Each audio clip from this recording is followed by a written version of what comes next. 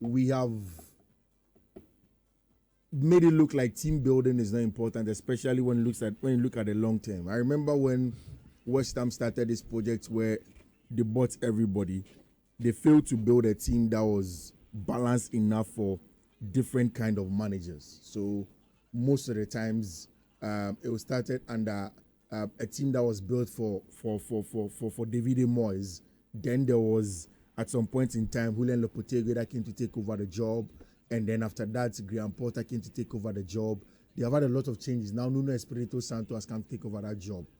This is a team that's struggling. And do not forget that in 1 week, they've lost back-to-back 2-0s. They lost their first 2-0 against Brentford. And just on Friday, they lost their second 2-0 against Leeds United away from home. And if you watch that Brentford game, there was literally nothing to show for West Ham United. They just looked like a team that didn't know what they were doing. They were all over the place. And that is very, very worrying. The English Premier League is getting to the point where in Chi you can say because Arsenal have the gap now. They have the advantage now. And in getting that advantage, I think that in the last 4 or 5 years, this is probably the very first time that Arsenal before December have had a 4 points gap. So they have 4 points gap between themselves and second place. And this is also the very first time that they have successfully been able to win certain games that seasons prior they were dropping points in. So I made mention the last time of the game. I think that they have a 3-point advantage. They have a 4-point advantage over Liverpool. Yes. But for City, okay, yes, points, Liverpool is in third position, yes, actually. Okay, great. That's fine. So, 3-point advantage to Manchester City, who is in second. There are seasons prior to this. Arsenal will go away to Newcastle United and drop points against Newcastle United. Arsenal will go away to, say, Crystal Palace, West Ham United, Aston Villa. You remember last week the game that they played against Fulham? On a normal Arsenal season where things didn't look different, they would have lost or drawn that game. I remember last season, it was against Bournemouth. Arsenal drew that game, got a red card or so in that match. You could tell that these were the times that Arsenal lost the league.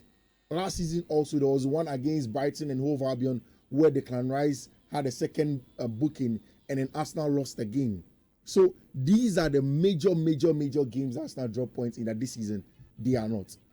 I think that if they're able to scale the hurdle of Fulham, then truly Arsenal would have gotten to the point where I can see that they are where I think that they can be able to go on and win something this season. Why don't you let us finish Christmas and then you'll be talking about that? No, I think that if you beat Fulham in a London derby, Crystal Palace in a London derby, after beating Fulham, it's a huge statement of intent. I think that is the case. I think that if Arsenal gets the maximum points now, and maybe the only small thing that can worry Arsenal is that Man City seem to be picking up the paces now. They seem to be getting back to it. The last time after losing to Brighton and Hove Albion, since that time, they've not lost a single game.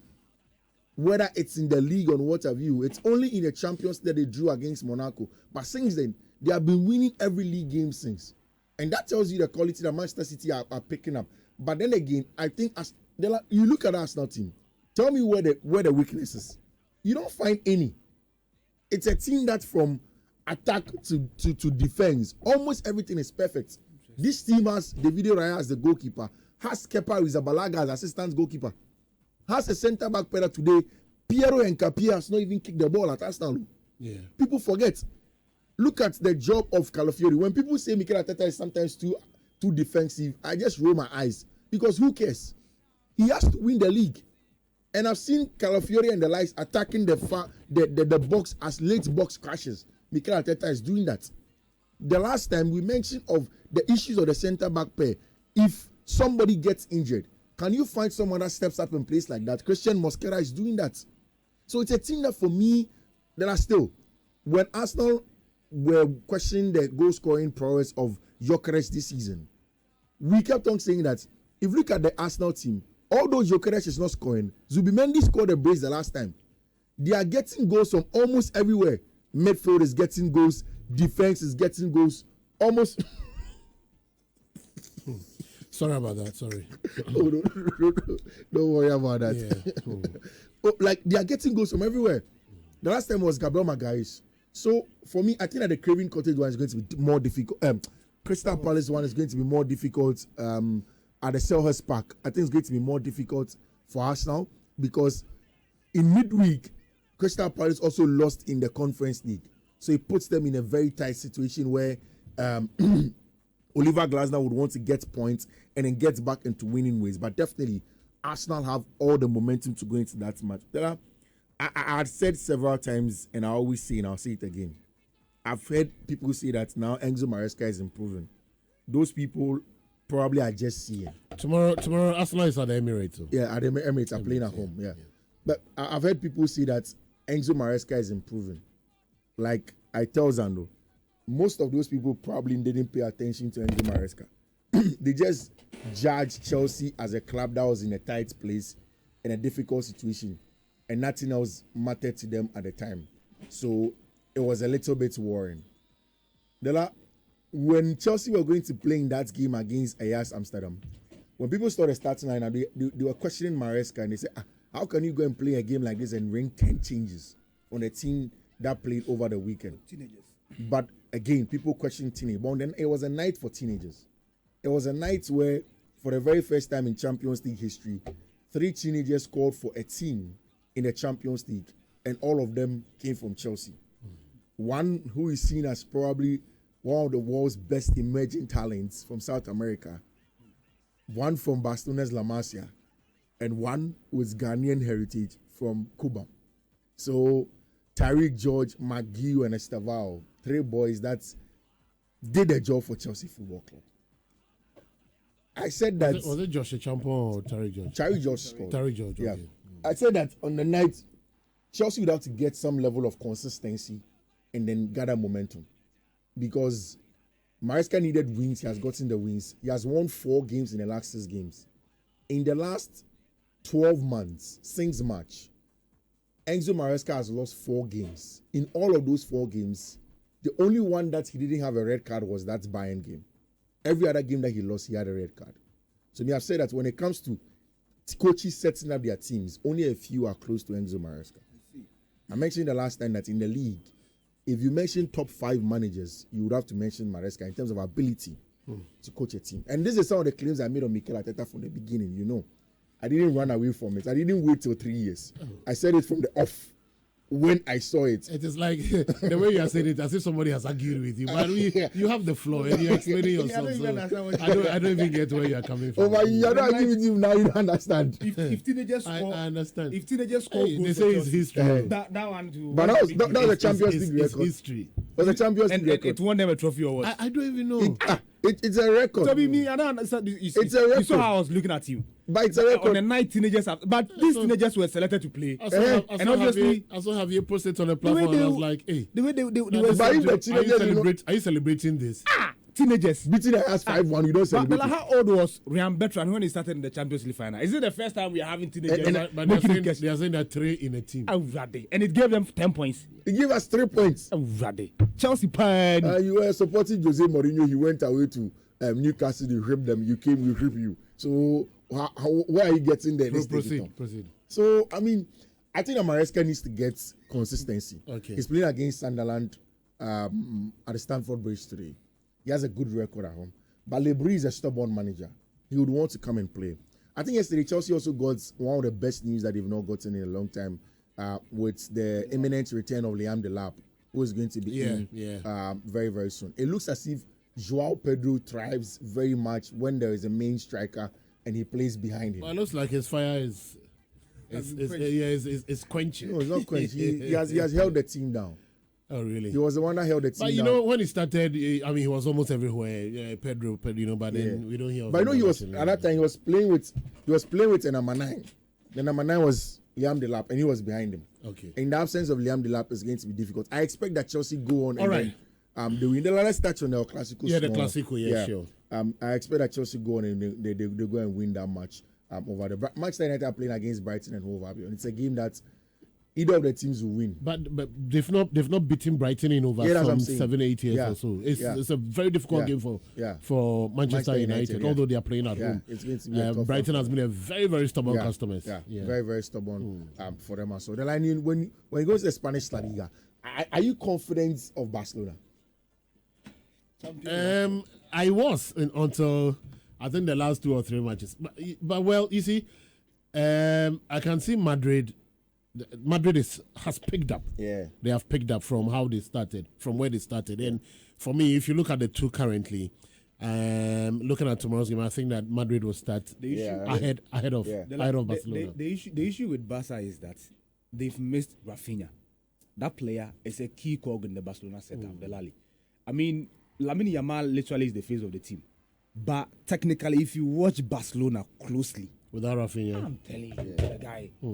I think Rafinha does a lot for the team. Yeah. How Hansi Flick wants to press, he's the one that has that intensity.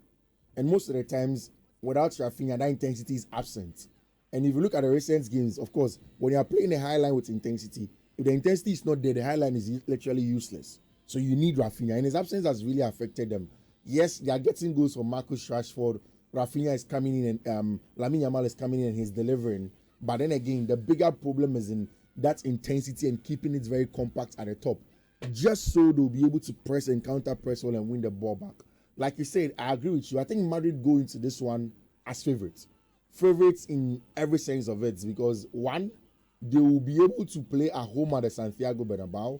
And I think that Madrid have also built a very balanced team if you compare it to last season.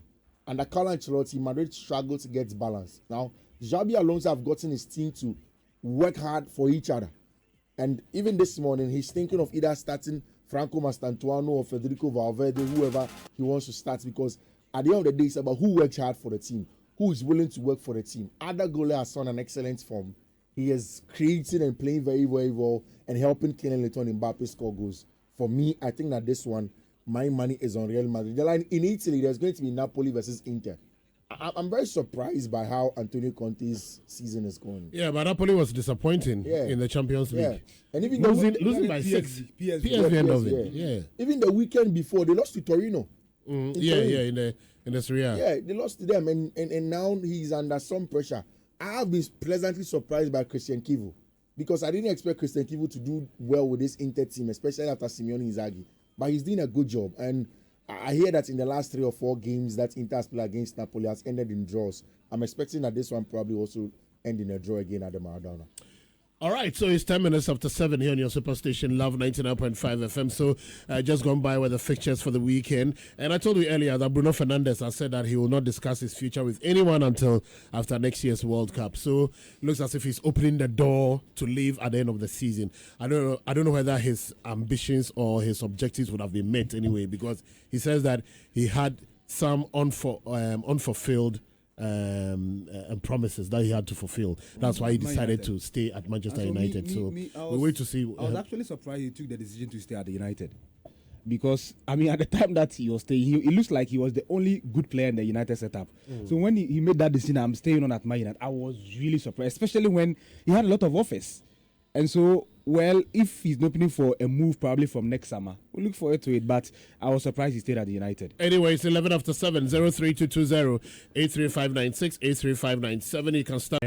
Chelsea, Arsenal, Nottingham Forest, Ange Postecoglou. Yeah. Postecoglou says he loves winning anyway. And we'll go to Spain as well. Barcelona is in action. Real Madrid will play. Ange, I like the Ange story. And we start from the English Premier League. This weekend also there is the Derby d'Italia, Juventus versus Inter. That is going to go on at Turin. These are 2 coaches that I personally do not fancy. We'll talk about that. But see, for me, I from the day that's what have you described as banter happened on the field of at the City ground, I knew it was only a matter of time. There are some undertones in the appointment of Ange Postecoglou. You know, the co-chairman of Nottingham Forest is a Greek. And Ange Postecoglou is a Greek Oxy. In fact, he's Australian, but he was born in Greece, in Athens. He has his family lineage traced to Greece. So, just recently, Ange Postecoglou was adjudged the best Greek manager of the year.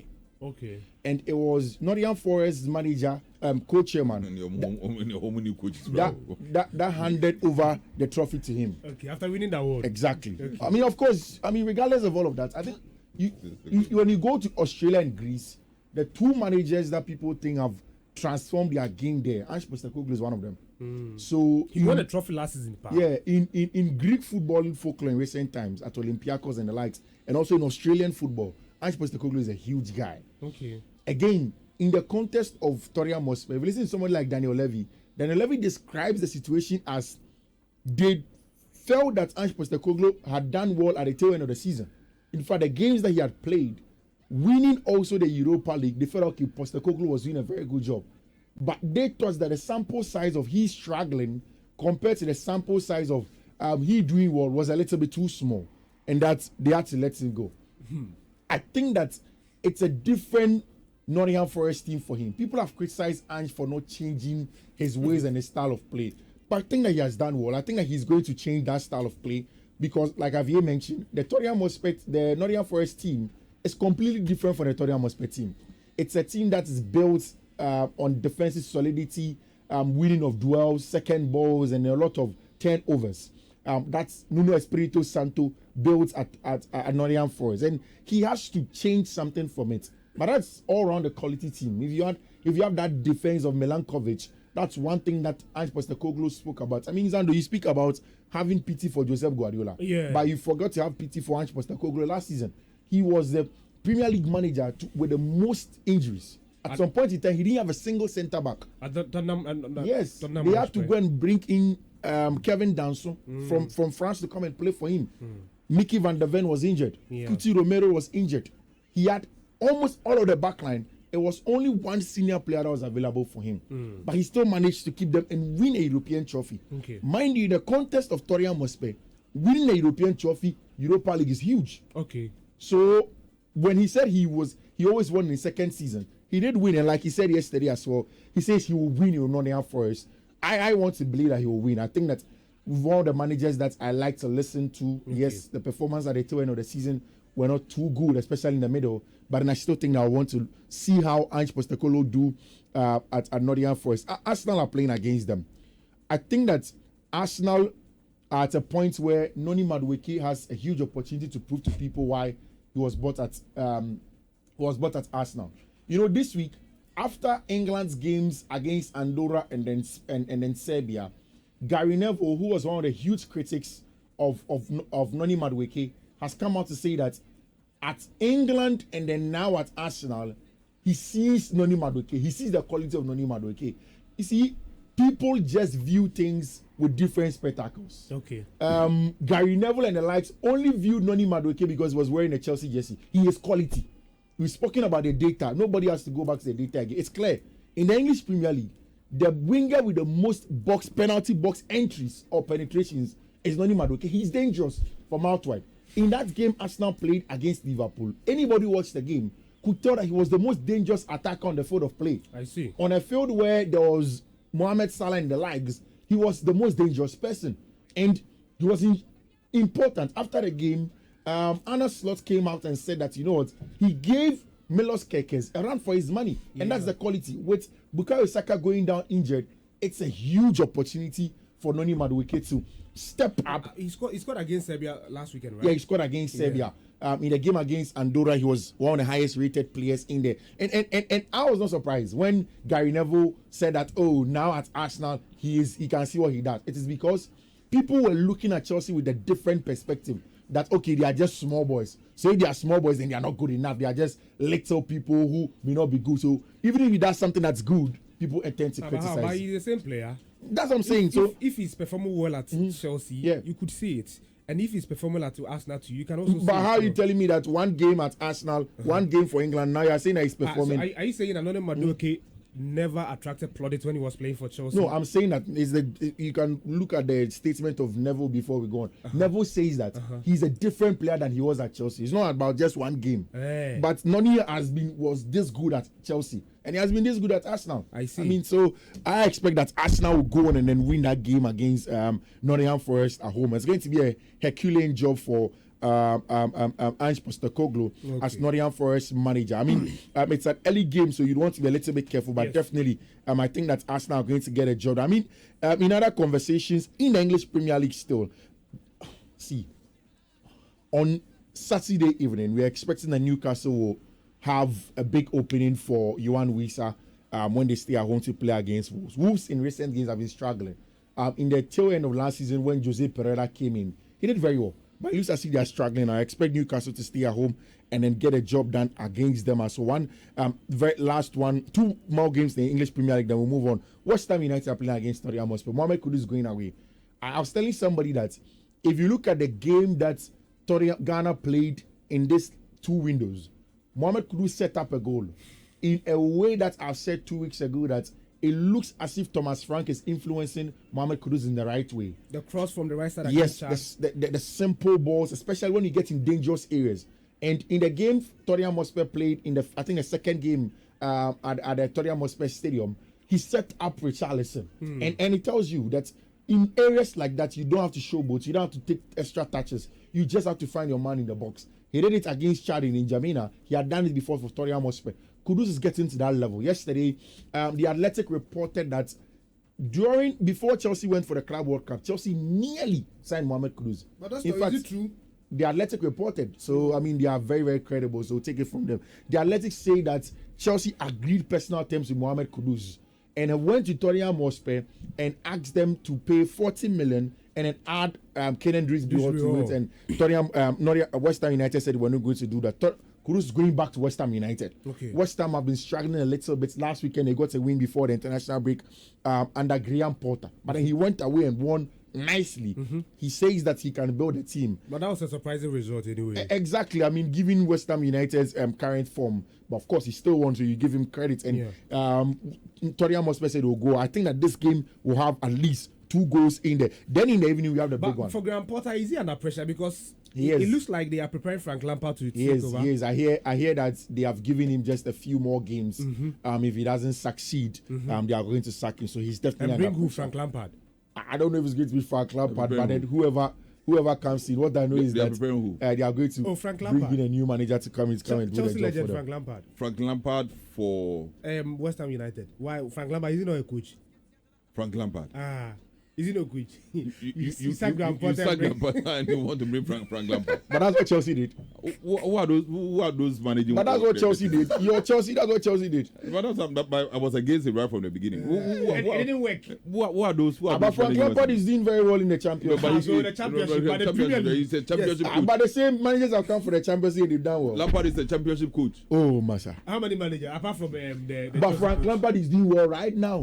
But maybe that's his place. He should stay there. But West Ham United fans think that he can do the job there for him. Lampard should stay in the Championship and enjoy his success there. I mean, it looks like that's where he can West perform. Ham United owners say that they believe him. You are always saying a story. Me, I don't even know. You are always saying me, I don't even know. Yeah. So I take Fela give you. Okay, Fela. Take up. Tonight, 7 p.m.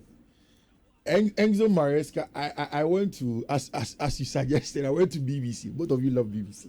So I decided to go through BBC and go and sit in. BBC calls it the game of the set-piece gurus. You know, Brentford's current manager, Keith Andrews, he's the one that replaced Bernardo Cueva, who is Chelsea's current set-piece coach. Okay. They call it over there the tactical statistician. Okay. So they use data and fuse it with the eye test and tactics to draw conclusions. So BBC titled it the game of the set-piece gurus because Keith Andrews replaced them. And you know, when Bernardo Cueva was there, Brentford scored the most goals in a Premier League season from set plays. And then when Bernardo Cueva left for Chelsea and Keith Andrews came last season, Brentford only conceded 4 goals from set plays.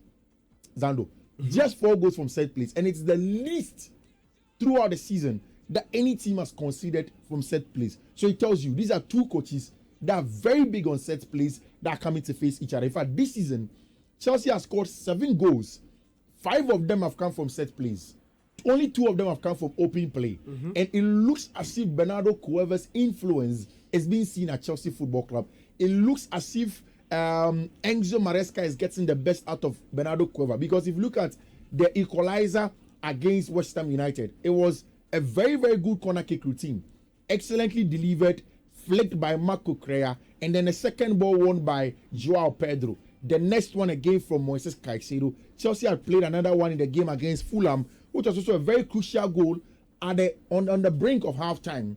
A goal that was scored also by Joao Pedro, another flick from the first post. So it's an interesting conversation to have because Chelsea seem to have scored the most goal from set pieces. You are going into this game knowing that for Brentford they have had somewhat of a good and not so good start. But Brentford is always a difficult side when they are playing at home against the big clubs. Exactly. You also have to look at the fact that it's a different manager. Look at the fact that their current form. They won away to Sunderland. Yeah. They've brought in some good quality. They've lost Yohan Wissa, Brian Mbeumo, but then you also have to understand that they've added Dango Ouattara to their fold. I mean, very, very quality player in terms of whatever you need from him in terms of quality. He can get that done for you. And they are playing at home. Like you said, last season, Enzo Maresca opined that when he went away from home, it's a difficult one. Chelsea lost that game, drew that game 0-0 at the City ground. So it makes it very, very tricky. But then again, you look at the composition of this Brentford team and then the Chelsea team, how well they've been. Enzo Maresca gave some updates of his team. He says that Cole Palmer only trained yesterday. I suspect that Cole Palmer will not start today. Given the fact that he will undergo late fitness test. Yeah. So when he said that it was early in the morning, later in the evening, the training pictures came and Cole Palmer had trained. Chelsea has 4 away games in the space of 10 days. So Chelsea will play against Brentford away. They play against Bayern in the Champions League away. They play against Manchester United in the English Premier League away. Then they play Lincoln City in the Carabao Cup away. Before the next international break. Yeah, before the international break. Okay. So they have 4 games. In fact, on a trot, they are playing away 4 times. So it makes it very difficult. That's it shouldn't be difficult for Chelsea. It's difficult in the context of what has happened. Chelsea playing Lincoln, you're playing Brentford, which other club? Are playing Bayern. And you are playing Manchester United all away. And you mentioned that Chelsea away from home to Brentford is difficult. Yeah, but you are saying it's not difficult. They should be able to manage these fixtures. Bayern away from home. Bayern probably will be. Bayern rather is not that difficult. I know Chelsea will set up for a draw. I mean that game. Bayern. Yes. Chelsea will beat Bayern, set up for a draw. In Germany. Some companies Bayern. Now you see it as if company is not good. In Germany. Germany. Hey. Now, Paris Saint-Germain are trying to China Bayern. And that was one of the... And one of... this one to be one of... We will be a believer. Champions League phase, right? Okay, don't worry. Charlie, it's... Hey. So we'll go and play... Hurricane versus who? Actually. Or who? Chaloba who? Interesting. And that's the thing. I see, you always mention names. Do you know that Enzo Maresca since February... Was he not in the Premier League? Who? Hurricane was not in the but he was tormenting Chelsea. Hurricane. He has tormented Chelsea before. Of course, yeah. He with was who? Like with Spurs. Spurs. Yes, he was scoring against... The same Hurricane that we made Leicester win the league ahead of him, he tormented Chelsea. So are you saying Hurricane never scored against Chelsea? But that's not tormenting. He was scoring goals against Then Nicolas Jackson has tormented people, pal.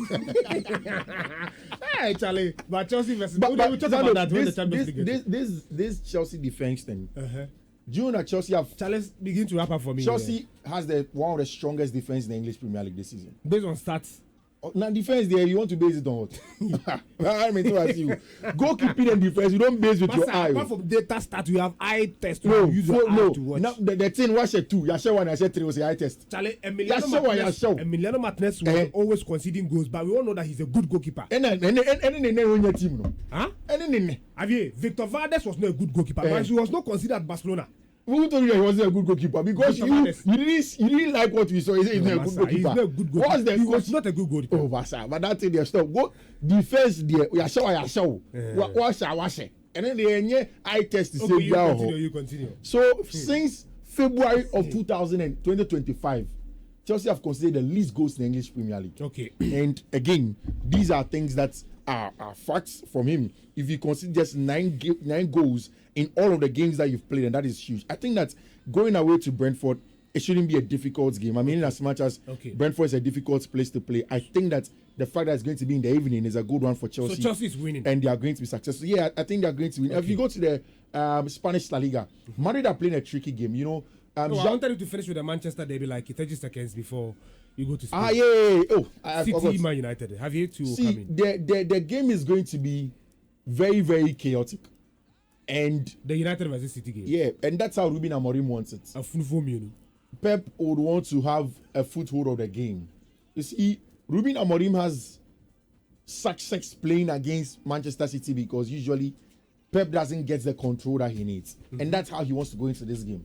And that's why the last time Avi described it as adrenaline football. Yeah. Because that's how they play. And surprisingly, they have the most chances created in the English Premier League in the first 3 games. Yeah. And it tells you how quality, they have been. But again, if you look detailed into that stat, I've always said that usage of stats is very important. How you interpret stats is important.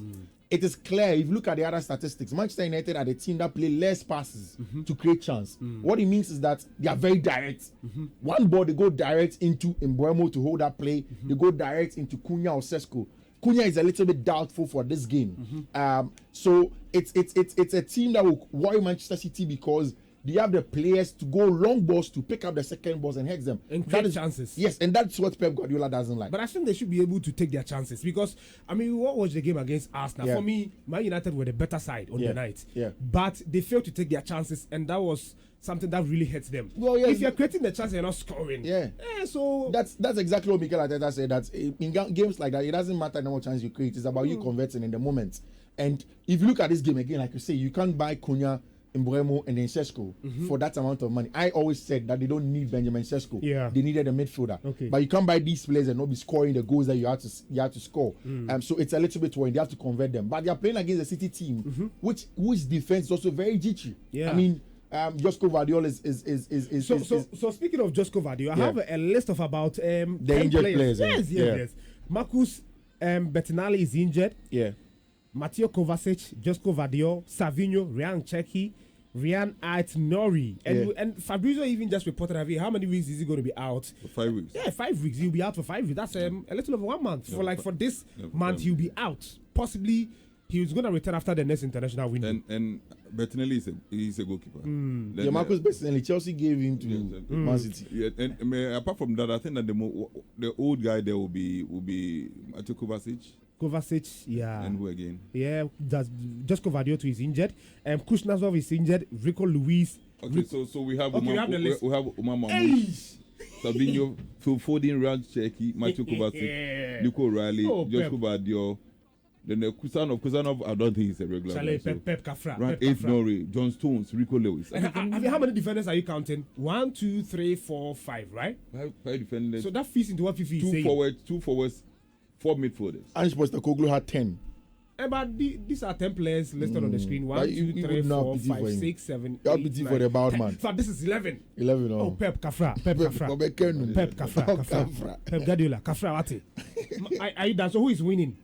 The Manchester Derby. Yeah. Oh, my money is still on Pep at home. I know that Manchester United can spring a surprise, but then I think that they are going to win. So we'll come back for the Spanish La Liga. Quick one. Have you spoken? But let's go back and look at the list again. Omar Mamouche definitely will start on any day. Savinho.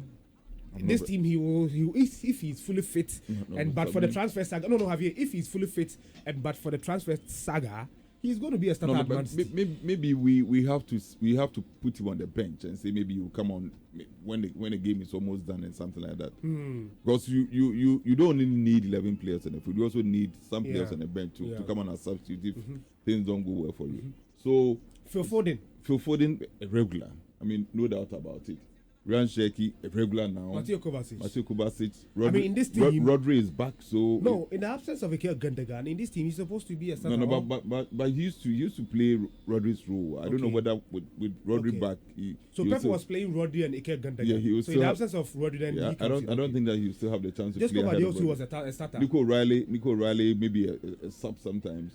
Josko Guardiola a starter. Kuznetsov obviously not. Ait-Nouri a starter. John Stones a starter.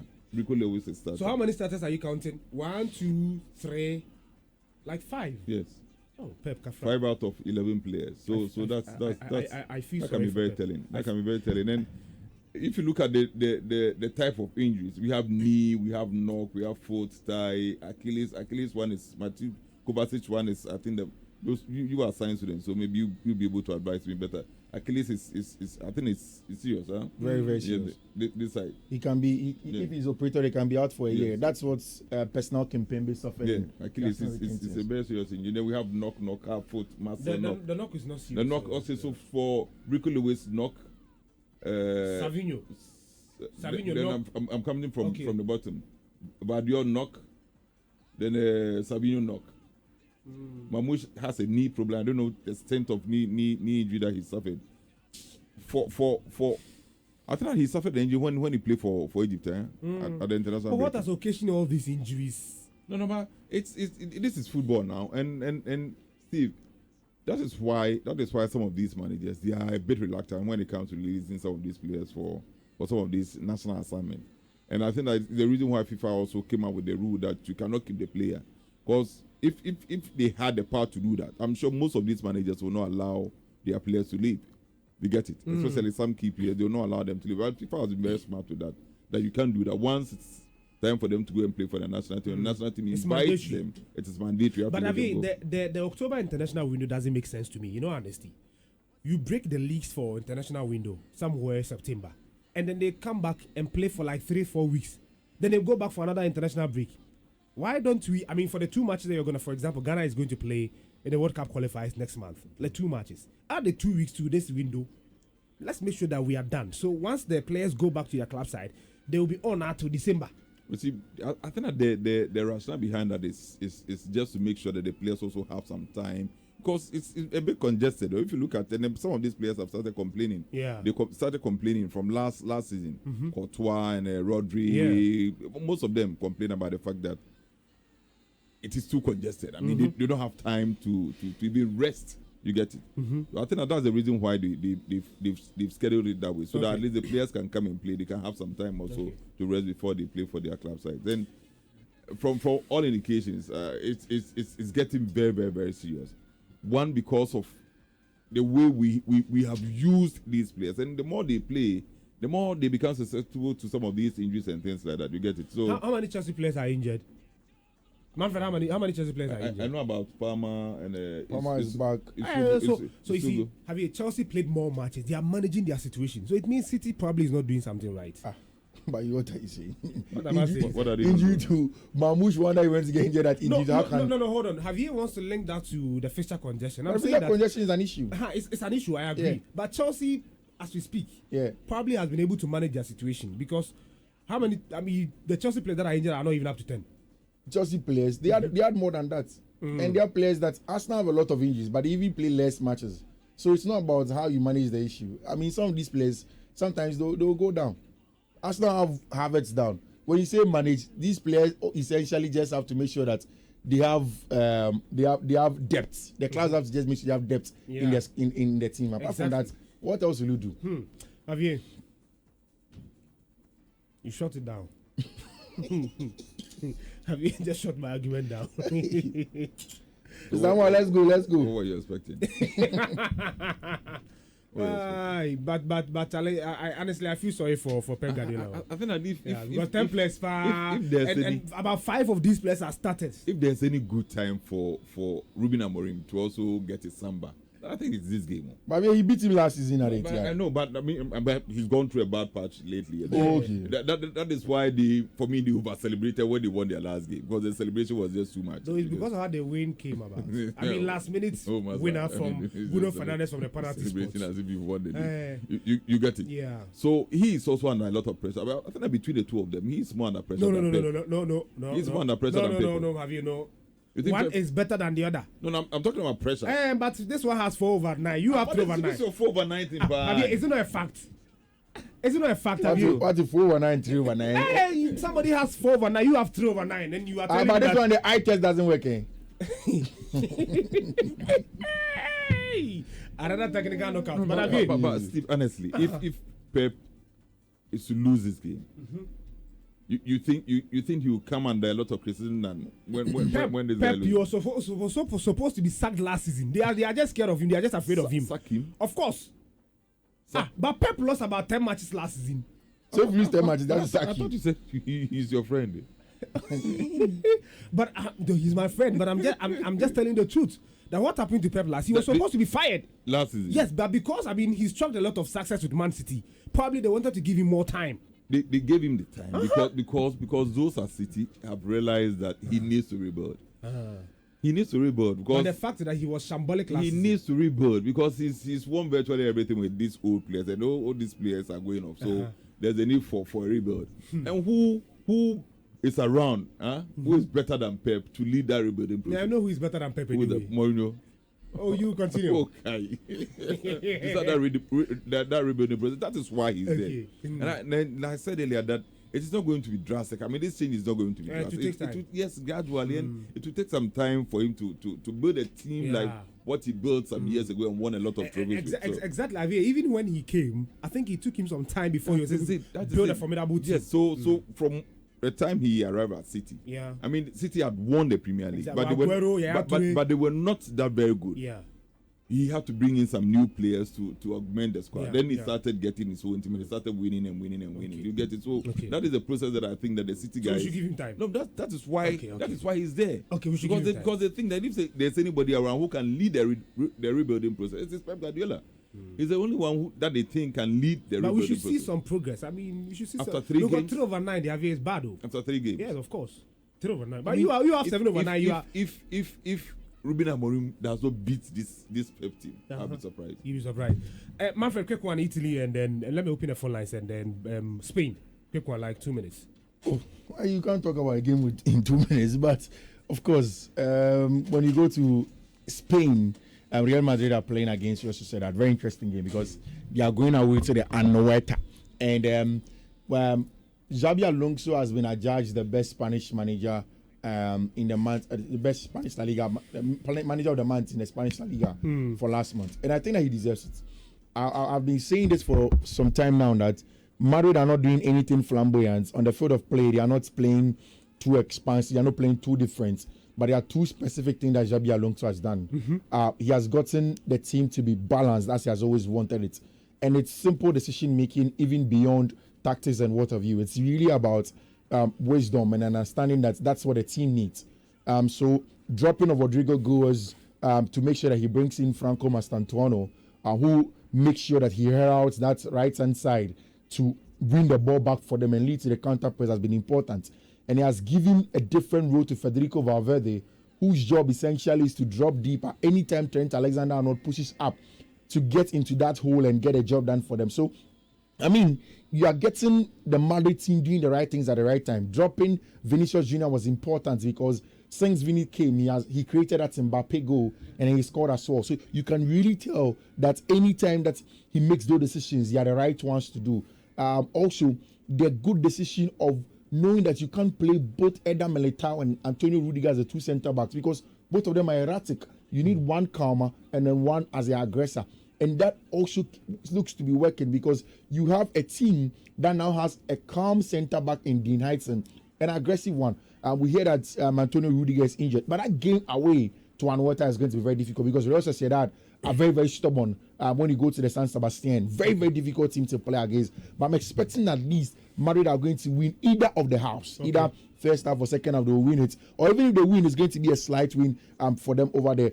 Villarreal, Thomas Partey's Villarreal are playing against Atletico de Madrid. And it's at home Atletico Madrid. They have drawn about 2 games and they've lost They've one. not been good this season. It's been very, very bad, especially after the investments that guy too, that has been done very by lucky at Atletico Madrid. Diego Simeone. Yes, he's very, very lucky. I think that they've held on to him for far too long. They have to let him from go. The Champions League final in 2014. And then he has won the Europa League. And the League he has won the league also as well. So I mean, he took Atletico to a place where they had never been before. So maybe, like a lot of people say, maybe it's the memories. But I mean, I would not hold on to memories. But because you chalk success with the club, when you are failing, we should let you continue to fail. But when you are success, because once he sustained success at Atletico Madrid, that's actually changed the how do you call it, the direction of the club in terms of winning trophies. Now Atletico Madrid became a trophy winning team. They were known for winning trophies. They played the Champions League final, the Spanish La Liga, the Europa League. And all of a sudden, this guy is struggling. But that is what has bought him the time that he has now to be where he is. Okay. Well, so that is it over. I mean, if you go just 1 minute at the game in the Italian Serie A, because Antonio Conte's Napoli are going away to Fiorentina. They won the first game. It was labored. It was labored in the absence of Romelu Lukaku. And they are going away to go and play against the Fiorentina team that has been very good. Antonio Conte in the last few games has been very, very successful in the games. In fact, in about 5 games, they've not lost a single one. Fiorentina drew the last one. They are 12th on the Italian Serie A table. But then again, anytime they tend to go and play against them, Napoli have lost just 2 in about the last 8 games that they playing against them. So there's huge advantage for Napoli to go away again and get a job done because, of course, they still have almost everybody in their team. I expect that Napoli away to Florence this weekend, they are going to win that game as well. And, of course, they derby the Italia. I don't trust both managers, but I think that in losing Simeone Inzaghi, Inter has lost a huge identity in how they play. 2 managers that are going to play in the 3-back system. That is Christian Kivu and then, of course, Igor Tudor. But Igor more expansive, more attacking with a style of play if you compare it to that of Christian Kivu. I really think that Inter have the personalities to control the game and get something out of it. But I want to put my money on Juventus to go on and then get a win from there. So all right. That is it for me. Zando, right. Throughout last week, there were wins every day. I always advise Javier, get yourself involved. Please don't advise Javier. Don't advise anybody to bet. I beg you. If those that want to bet, they want to bet. I'm advising to bet responsibly. There's nothing wrong with that. Don't advise you to bet any week. Continue. Go. So throughout the week, cool down. Every day people were winning. In fact, somebody sent me a message and then my reply to him was, I beg, you should be very careful. Yeah. That when you are betting like this, you need to bet responsibly. Of course. You can't go and take money that is meant for your child's school fees to go and bet. Yeah, that one. It's very, very important. You can be betting, but then make sure that you did it carefully. This is what he said. He said that, Fifi, through you, I've paid my kids' school fees through these codes. God bless you, bro. I'm hoping to pay my rent too. And that's it. He said he pays kids' school fees.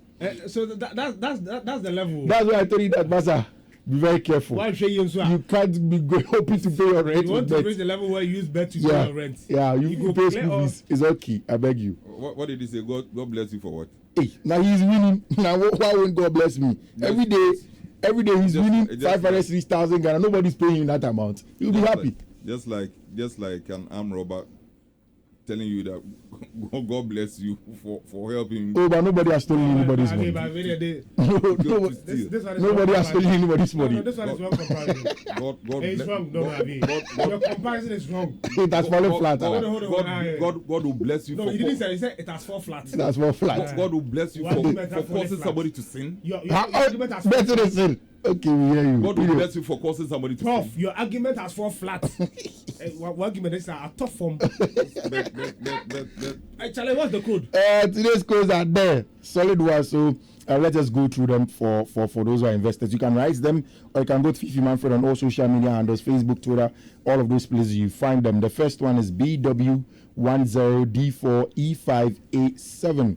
The next one is BW10D4A768. The third one is BW10D48882B. The next one is BW10D46878. And the last one is BW10D3B09D. Bet responsibly. Thank you very much, Fiifi Manfred, for always making us rich. You see, they should bet and you are telling them to bet responsibly. So that's the advice. This advert is